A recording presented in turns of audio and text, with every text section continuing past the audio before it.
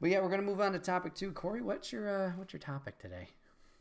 So I was thinking as I do that for some reason I feel like I always got to bring the deep topics to Okay. the show of I was thinking of what gets you interested to pick up a product like a piece of media like a book or a TV show or a game or whatever. It's like what can you distill? Because I think I might have mentioned it. I'm having deja vu.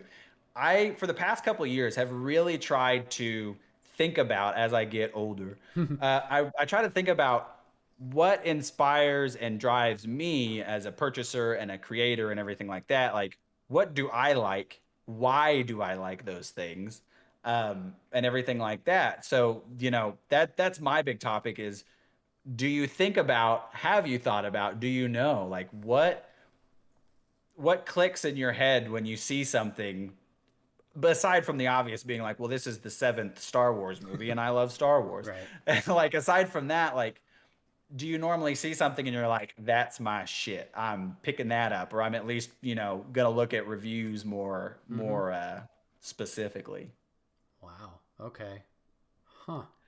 So for me, while you think about Yeah. that, I'll Thank you. give kind of one of my answers is that I'm a sucker for like so there's a couple things and they're both very easy answers is FPSs I will almost always be more interested in, but again a lot of the industry is, so to nail it down I've found that I'm not a big fan of like hero FPSs. So like honestly that was a big turn off for me with Vanguard that just came out, seeing that it is kind of like an Overwatch shooter just in World War II, where Oh. there's like, well, I'm just kidding. I'm just fair. kidding. Now, that being said, Overwatch is like, now don't take this the wrong way, because you could take this the wrong way, but don't take it the wrong way. Overwatch is like the Fortnite of hero shooters, Yeah. where I feel like anybody can pick it up and be like, oh, this is like, and a lot of that is super intentional with the art style and the gameplay and everything like that. Um, but like so you have like your Overwatch, which is like established, and then you have like Call of Duty Vanguard, which looks like just awesome Call of Duty gameplay, which is the Call of Duty gameplay that we know. It's super refined. They know what they're doing.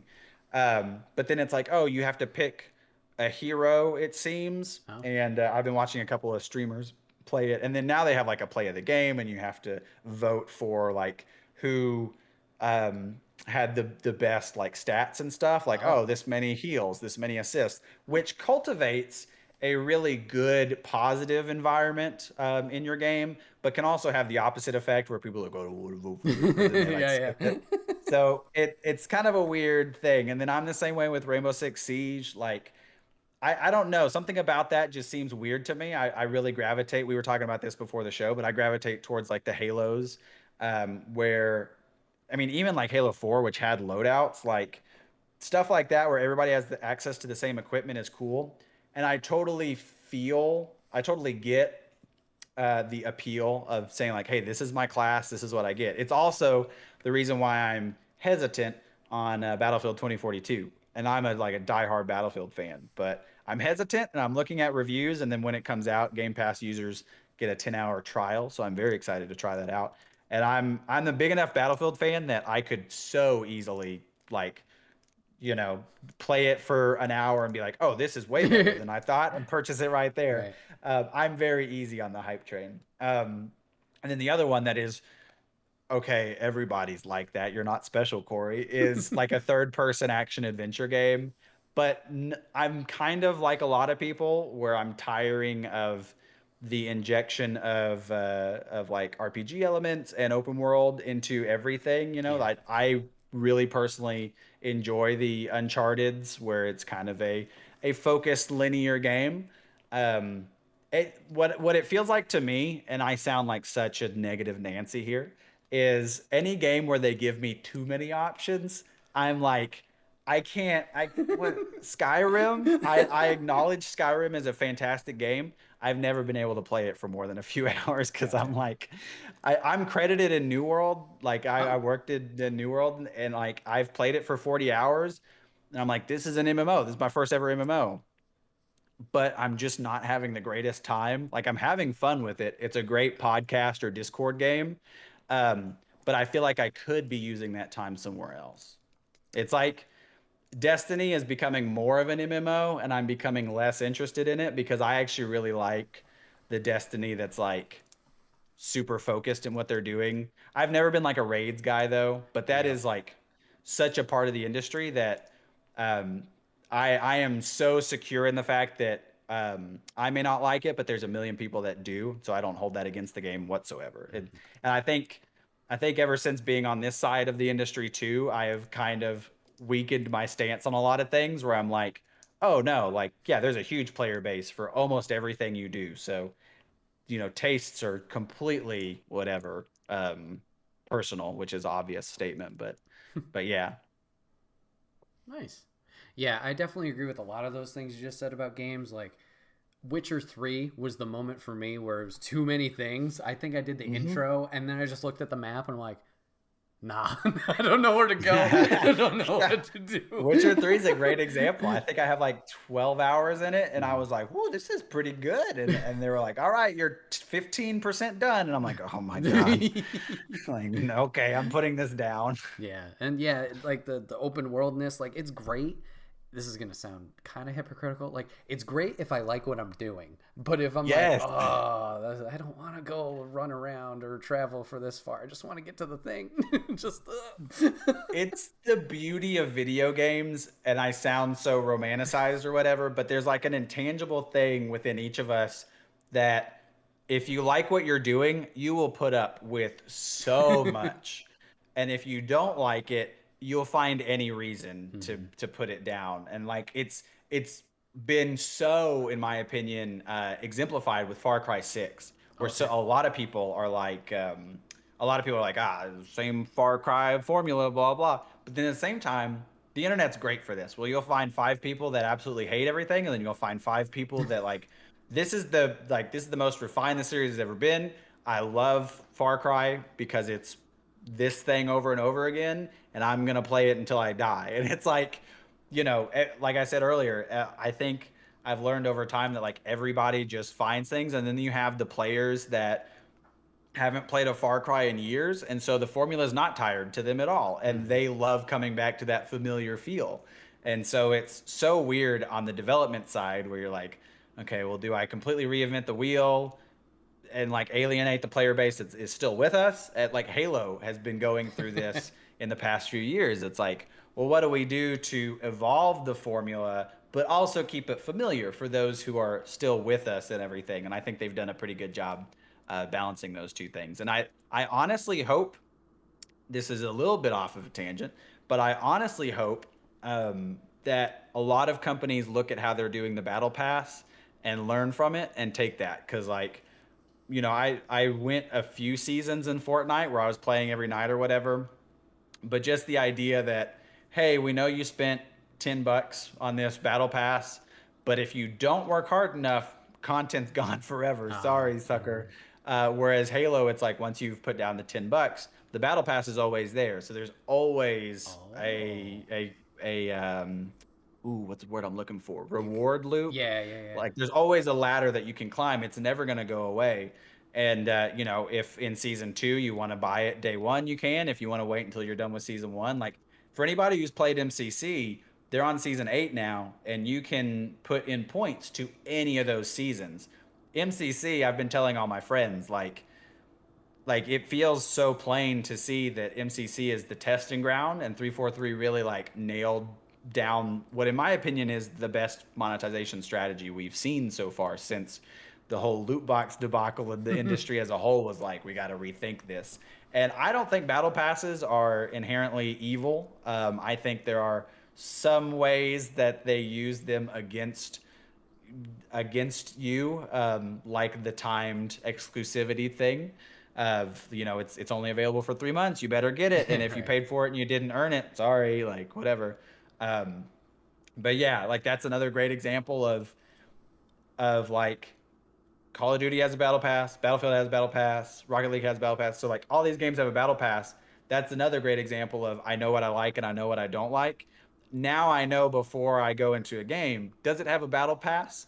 What kind of battle pass is it? And it's like, because a lot of that stuff, it's like, if the battle pass is handled one or another way, I just don't have the time for that. So I'm not going to get invested in the video game because I'm going to have to start putting, especially a game like Battlefield, where it's a full $60 price and then paid battle passes. Like, you really need to uh, show me as the player that the battle pass is totally worth it. And so that's a great example of something that I like.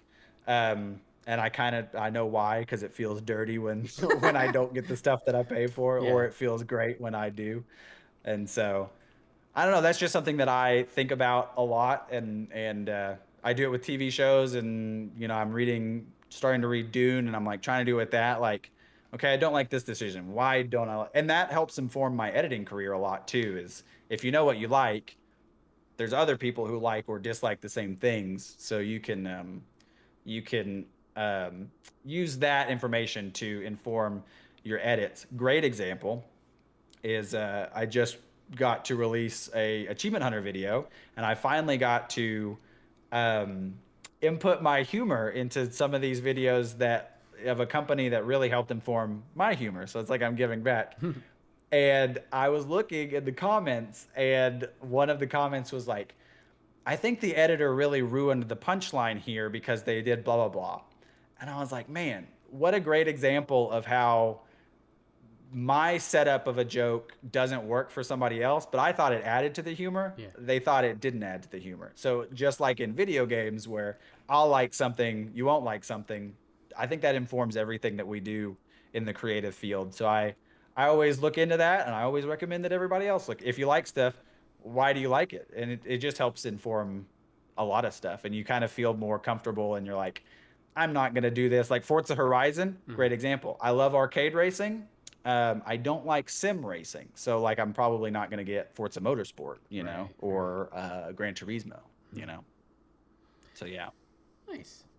So Yeah. I'm thinking of why I like stuff during Yeah. that whole time. You're trying to circle back.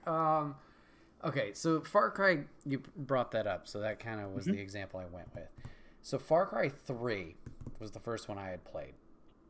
And I think the thing that hooked me with that, it's a simple answer, I guess, is just the story and like the level of characters that were in there. Like Voss was really interesting.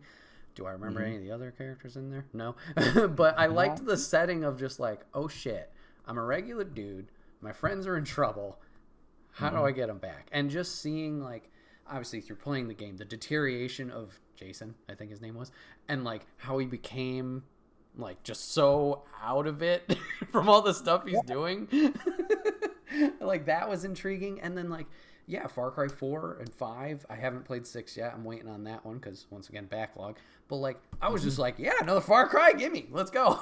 Yeah, totally. And I was really into those worlds. And I think their villains have been really strong.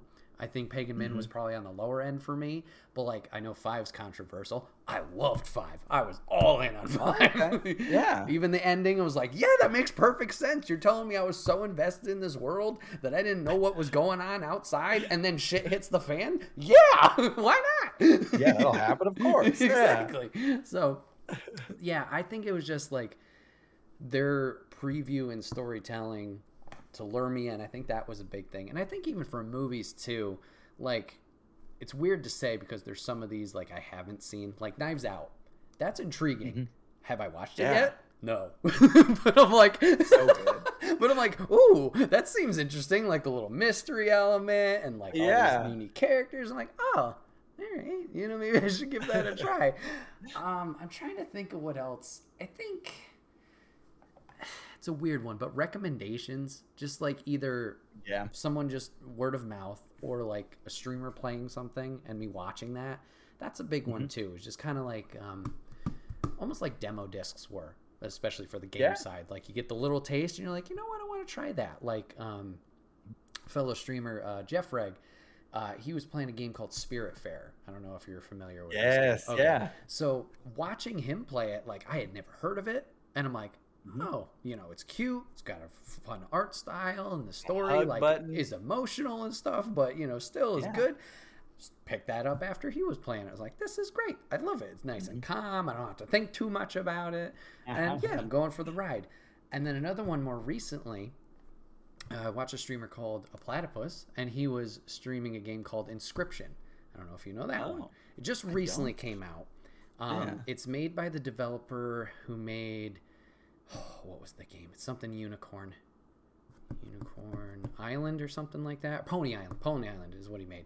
So anyways, so this game is like it's a card game essentially. So you have different animals, and then you're trying to attack almost like Yu-Gi-Oh life points and shit.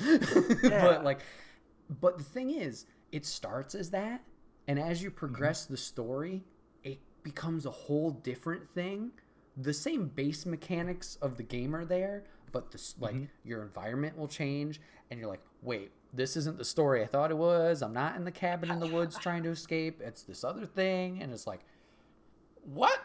So those elements of storytelling and luring you on, I think is a big thing for me. Of just if this is interesting enough, yeah, I'm ready. But if I'm sitting there waiting for the story moments, similar to the open world mechanics of I'm traveling or I have to go all the way over there before I can hit that next story point, that's where you lose me. And it's man.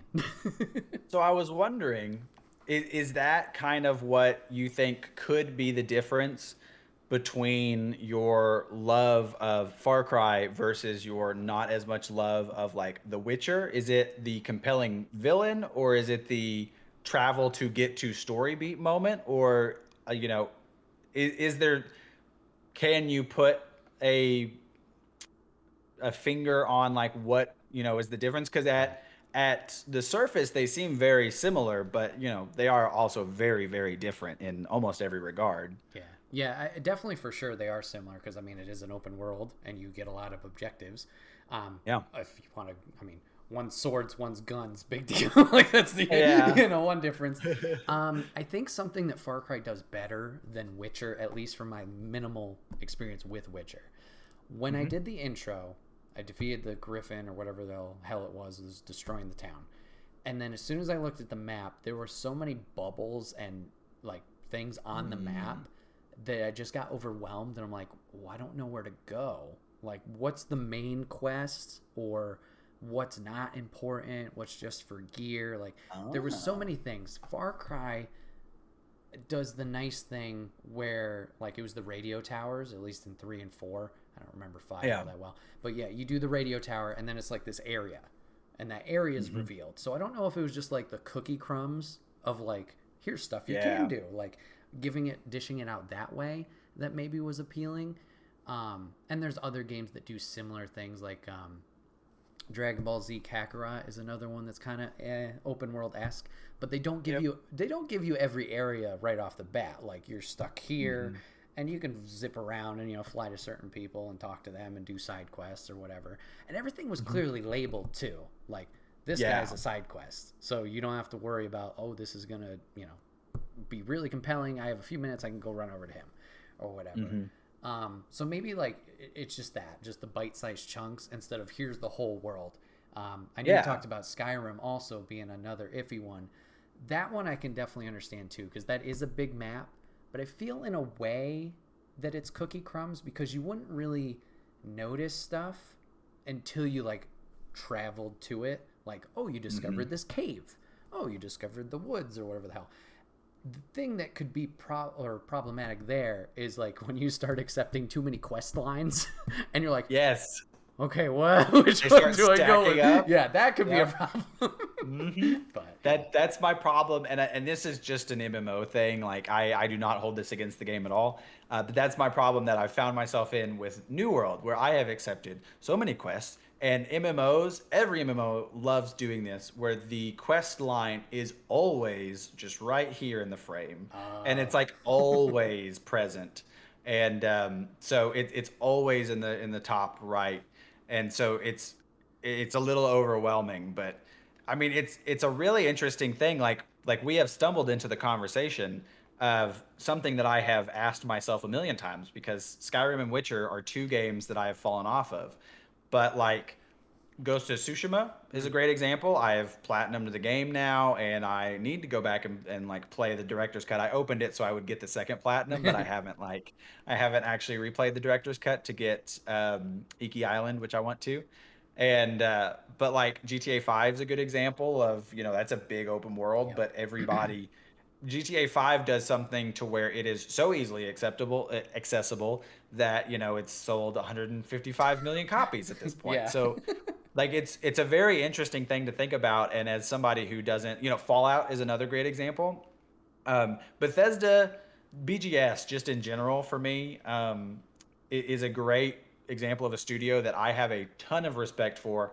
I know that their games are loved by millions of people, but none of their games hit me. I'm hoping Starfield will be the different one for me, but I've tried I've tried three of the Fallout games, and then I've tried just one Elder Scrolls, being Skyrim, and none of them really stick. Fallout 4 being the most. I put about 30 hours, and I look back on it fondly, and I put it down to do something else, and I just never picked it back up again. And so that's a weird example of a game where you just put down, you're like, I really like that game. It's like, oh, did you ever finish it? No, never picked it up again. Yeah, you got what you needed out of it.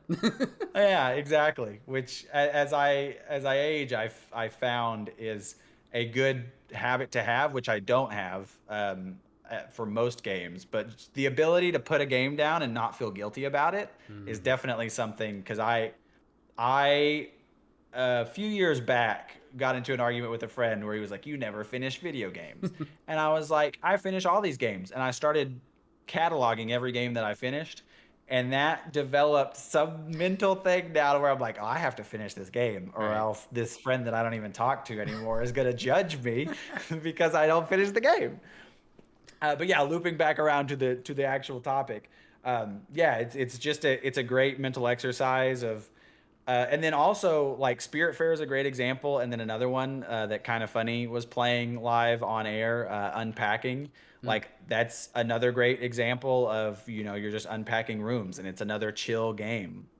And so knowing what I like, knowing what I don't like, but also trying to cognizantly pull myself out of those boundaries every once in a while just to see if my tastes have changed. Because I hate to sound like a broken record, but reading Dune is a great example. I tried to read that in high school, absolutely hated my time with it. And, I've read about 60, 70 pages with it now that I've seen the movie and kind of understand and just grown as a person, and tastes change and evolve, and you ingest different media.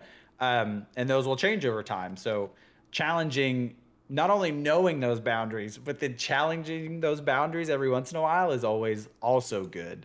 So it's a weird, like I said, I try to bring the deep topics to the show and dive into your mind and figure out why you like things. Yeah, I appreciate it. I mean, it makes me, yeah, it's making me think about all the things like, why do I like these things? Like, I keep circling back to characters, and I talked about shows earlier, word of mouth. Like, I don't know if you watch anime, but My Hero Academia, obviously, that's huge. Oh, yes. Like, 100%. the characters was what got me invested in that. Like, Aizawa is my man. How old?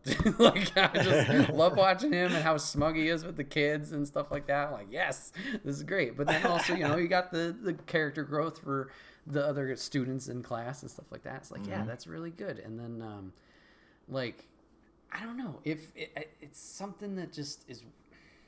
It's hard to think about, and I like that you asked this because it's like, what? Like, why do I like Apex so much? I don't know. Maybe because the game loop. I don't know. Because the characters are the characters are unique. Why is Fortnite so fun now? I used to hate it and make so much fun of it. I still make fun of it, but that's just because it's fun to make fun of Fortnite. I don't know, but it's just something you turn your brain off of, and I don't know, it's entertaining. And it's super fun because it's like this is what I've learned a lot of the developers on the other side do, is like, what can we do to make this just, on the surface level it's interesting, but if something's just on the surface level interesting, it's not going to sell. So it's like, what can we do to this game to make it fresh and interesting but also familiar to people, and want to have people come back? It's like, Respawn has done such a great job with Apex being something that, like you said, people just come back to. And battle royales in general have a really good job of that because there's so much opportunity for it. And I know there's players like my brother who have kind of grown tired of it. You know, he has friends that play Warzone, and so he'll play Warzone with them, and then he'll also try to play Apex. And he had a thing of Fortnite for a while, and so it's interesting because every player is different, and you just kind of have to accept that going in. But then it's also like, how can we, and like I alluded to earlier, if you really like something, somebody else is going to like something. So a lot of these conversations are what other games have done in the past that you really like, and what can we learn from that. There's a famous saying that a million different people have said, but it's like, what is it, good artists copy, great artists steal, something like that. Okay. And it's just a ridiculous saying, but it's true. Of just like all the things that you like the best have come from something else. It's Apex with the ping system's a great example. That I was just talking with a friend that like Portal 2 had a ping system. Yep. I didn't know that. Put a portal and it's here. like, yeah, it's just like I had no clue about that. If you would have asked me, I would have said, Apex was like the innovators of the ping system. And it's like, well, maybe not. One of those guys just said, hey, I was playing Portal 2 this weekend and I think that would be really good in VR. Right. And then now every shooter, if it doesn't have a ping, you're like, what the hell are you doing? You need a ping in this I game. hate talking to people. Yeah. And granted, like it works so well because like you just have to accept that like players are just naturally going to be matched with randos. And especially people joke about it all the time.